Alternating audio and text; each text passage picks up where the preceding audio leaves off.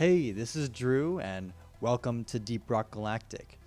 This is a game that I've been playing for a year and a half now, and I absolutely love it. It is one of my go-to games on Steam at the moment, and I love the visual style, the thrilling gameplay, and all of the different ways that you can build your character, both cosmetic-wise and gameplay-wise. I use all of the classes in the game, but I am a driller main at my core. So that's what I'm going to be focusing on today. In this video, I'm going to go over the driller's first primary weapon, the CRSPR Flamethrower. Like all driller's primaries, it's a close to medium range weapon that excels in crowd control. It deals fire damage in a constant stream, and if you manage to fill up your target's heat meter completely, it will fully ignite, taking extra damage over time. The fire can take some time to kill several enemies, but it can penetrate through just about any armor, reducing the need to aim for weak points with this weapon. Additionally, if you shoot this at the ground, the walls, or any other terrain, the flames will stick to these surfaces and linger for a brief duration. These sticky flames also deal damage over time and can be spec'd out for longer duration, added slowdown, and other effects. The flamethrower excels in smaller spaces and dealing with swarms, especially when built for sticky flames. It can also be great for dealing with rival presence and industrial sabotage missions. This is because when the robots are fully ignited, they instantly explode. Where the flamethrower is going to struggle is on missions like elimination missions, just because it doesn't have the efficient ways to deal damage to bosses, such as the dreadnoughts and the caretaker, for example. You can build this weapon out in multiple ways, but the two main ways are for direct damage or for sticky flames. I'm going to go over my top 4 overclocks and how I use them effectively. But first, we'll go over a couple builds without any overclocks in them for those of you who may be new and don't have access to overclocks yet. So this first build is would be like my go-to kind of standard just build for the flamethrower. This is spec'd out for direct damage because that's what I do more often, honestly. But I'm going to do a second build for sticky flames as well, so you know what to do with that. But in the first tier, I go for high pressure ejector. It gives me longer reach with the flamethrower, which is something that this weapon really loves and really helps the driller out because, again, his biggest weakness is range and dealing with ranged enemies. So this really helps with that. The high capacity tanks is also really good because the reload speed on this weapon is a little painful sometimes, but I've learned to get used to it. It's not too bad once you get used to it. I have triple filtered fuel. You set things ablaze much faster. You build up the heat meter faster on enemies. I took the ammo in tier 3 here. I took the fear, a chance that your target will flee in terror. When you burn things with direct damage from the flamethrower, that's really useful, especially when things get really close. It can help you, kind of get out of sticky situations. And I take Heat Radiance in tier 5. I almost always take Heat Radiance. It's very, very good. It's a lot better than Targets Explode, even though Targets Explode is pretty fun. But this is infinitely better in almost every situation. So I take this. It gives you AoE burn around you when you're using the flamethrower. So if things get too close, they will start burning even if you're not directly hitting them with the flamethrower. So this is how I would build the CRSPR Flamethrower out for direct damage. The second build here I'm going to go over is for sticky flames. So this is without any overclocks again. I would do the same thing in tier 1 just because that's kind of what I'm used to. In tier 2, I take sticky flame duration. So it increases your sticky flame duration by 3 seconds. I also take the sticky flame slowdown in tier 3 to make it so that when things are walking through your sticky flames, they're slowed down, which means they'll be in the damage field for longer. And it helps slow everything that's coming toward you in an area. I like to when I'm using sticky flames, I like to just spray it all around me. When enemies are coming toward me, I do it on the walls, on the floor, make a couple fire lines, and that stunts them enough. And then if there are any bigger enemies, you can hold the flamethrower on them on top of the sticky flames and do extra damage that way, or use your other weapons and have your team with you there too. I take the ammo in tier 4 instead of 3 here. Just because I wanted to have sticky flame slowdown here. You could also go with the sticky flame duration in tier 4 as well if you don't want the extra ammo. I always like to take extra ammo at least in one tier on almost every weapon, so that's why I'm taking that here. But you can fully spec out for sticky flames here if you want, and that's also great. And I'm taking Heat Radiance again in tier 5. This is really good for area denial when you're like holding down areas and stuff, or fighting in tunnels, or like in the drill dozer missions. It's really, really nice for that stuff. Before I go over my top 4 overclocks, I'm going to give an honorable mention to Face Melter. It's an unstable overclock that makes it so that your flamethrower gets less range and a lower tank capacity, but it makes it so that you do a lot more damage up close. Like the name suggests, it absolutely melts things up close, even some larger enemies at times, which is nice. And it's just a super fun one to use. I use that in my unhinged meme build. I also use the Targets Explode modifier with that one just because I feel like it's the overclock that makes use of it the best, even though Heat Radiance is still better in my opinion, but I use Targets Explode with that because it's fun. So honorable mention goes to Face Melter. At my number 4 spot, we have Fuel Stream Diffuser. Increases the operational range, but decreases the fuel flow rate. What that basically means is that you get longer range with the flamethrower, but it gives you a slower rate of fire, technically. The fire is going to come out slower. What that basically means is that you're going to heat up targets a little bit slower. It's not that noticeable of a difference. I mean, I can tell because I'm main driller, but, you know, it's not really that big of a deal. It doesn't change all that much. I love this overclock because it just allows me to kind of cover up for driller's weakness, which is range. Flamethrower very far. You can even reach the ceilings in certain caves. It's really, really helpful, and it gives you a power that you don't normally have as driller, being a lot of range. You know, if a driller needs to get anything from long ranges, that's where his sidearms come in, but all of his primaries can't really do that.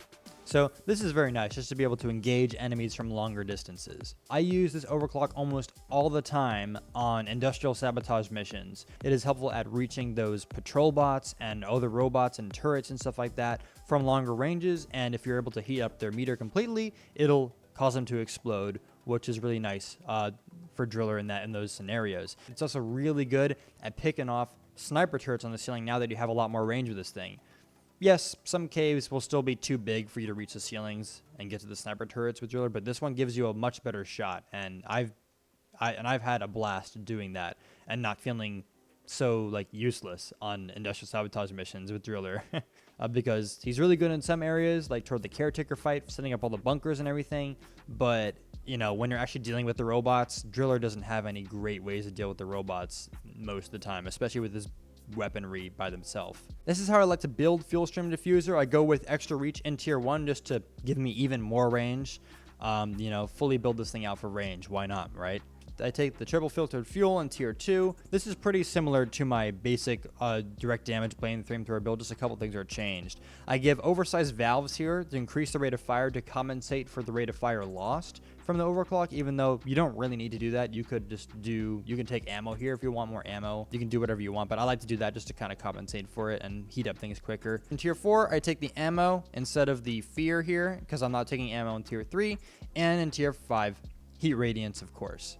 Again, this is useful in a lot of scenarios, but especially on industrial sabotage missions is where I like to take this overclock. At my number 3 spot, we have Sticky Additive. Special additive compound extends the sticky flame duration and increases direct damage. This is a clean overclock that gives you +1 direct damage to your flamethrower and +3 to your sticky flame duration. I think it's 3 seconds or something. 3 seconds to your sticky flame duration. This is the overclock that I throw on for my sticky flames build almost all the time. This just takes my sticky flame build and just makes it a lot stronger.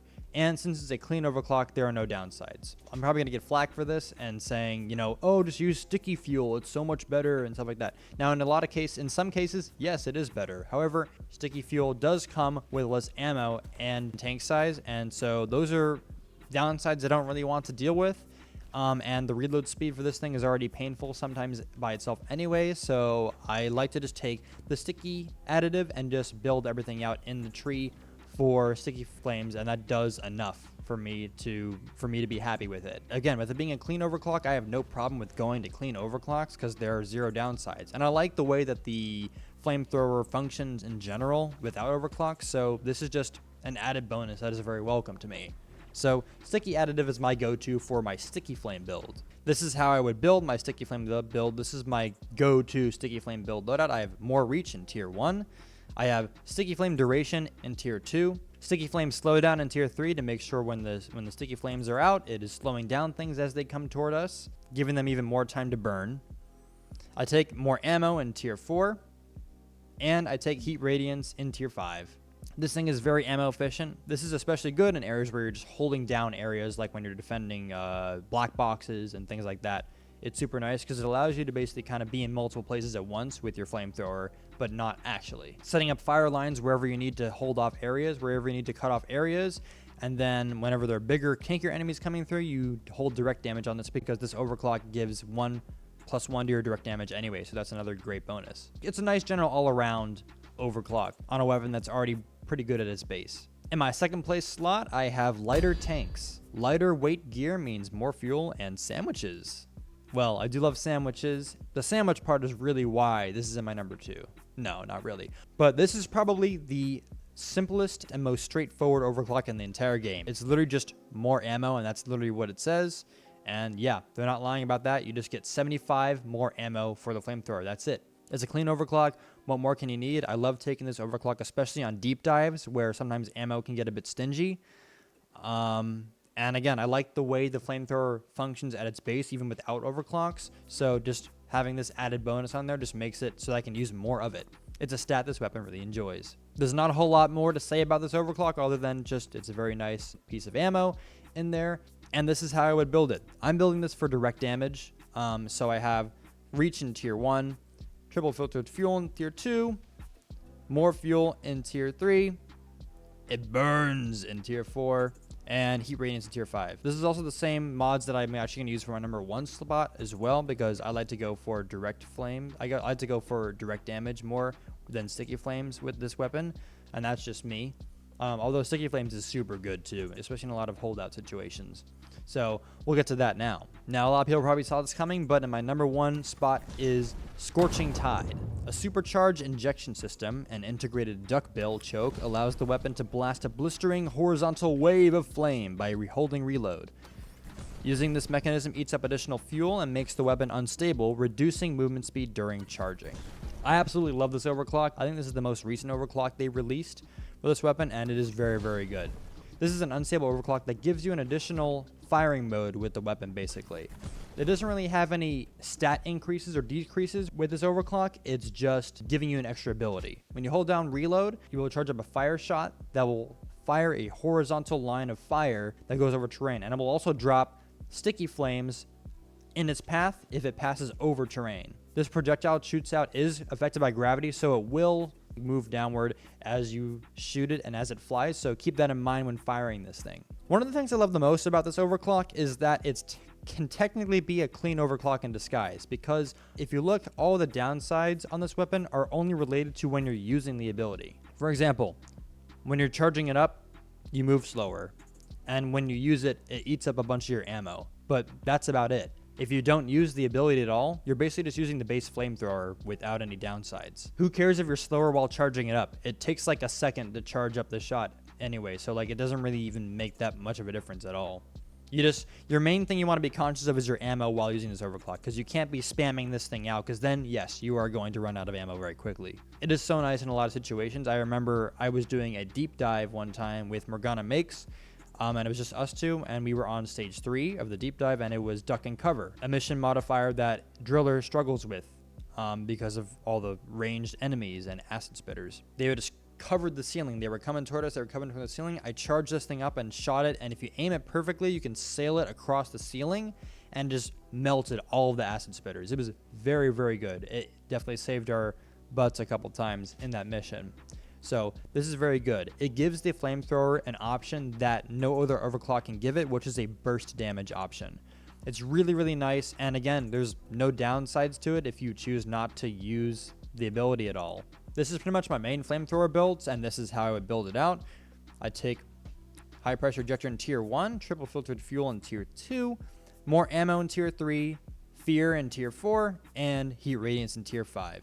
And that's going to pretty much do it for this video. I'm going to go over the other weapons that Driller has, and I may even dip into some other classes as well, although I don't really claim to be experts on any of the other classes in this game, but I've been playing this game for long enough, and I've been playing Driller for long enough that I feel that I have some basis to make these videos on and share my opinions with you guys, share my builds, have some discussions in the comments. This game hasn't been updated in a hot minute, so I wanted to get my thoughts out there about how things are currently. I've also been looking at some game from Rogue Core as well, which seems like a cool game, although I think I'm going to prefer standard Deep Rock more in the long run.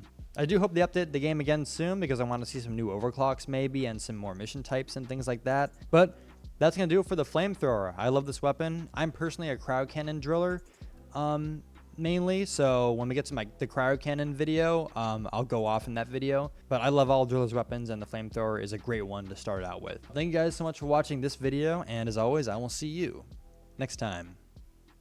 See ya.